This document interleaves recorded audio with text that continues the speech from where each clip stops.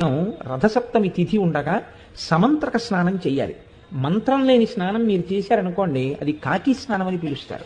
దానివల్ల ప్రయోజనం ఏమి ఉండదు. జిల్లేడాకులు రేగుపళ్ళు తల మీద పెట్టుకుని నేను పోసుకున్నానండి అన్నారనుకోండి, దానికి ఏం ఉపయోగం ఉండదు.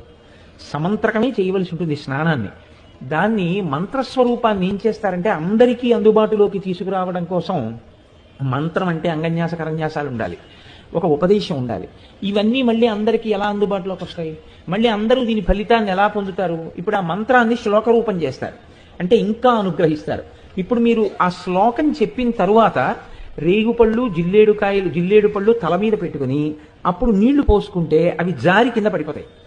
అలా పడిపోయాయి అనుకోండి, 7 జన్మల క్రితం చేసినటువంటి పాపాలని ఆ స్నానంతో తీసేస్తారు. అది ఎప్పుడు ఉంటుంది అంటే ఒక్క రథసప్తమి నాడు మాత్రమే ఇస్తారు. యజ్జన్మ కృతం పాపం మయా సప్తమ జన్మసు తన్మే రోగంచ శోకంచ మాకరీహంతు సప్తమి ఏతజ్జన్మ కృతం పాపం యచ్చ జన్మాంతరార్జితం మనోవాక్కాయజం యచ్చ జ్ఞాతా జ్ఞేతే చయే పునః ఇది సప్తవిధం పాపం స్నానాన్నే సప్తసప్తికే సప్త వ్యాధి సమాయుక్తం హరమాకరి సప్తమి.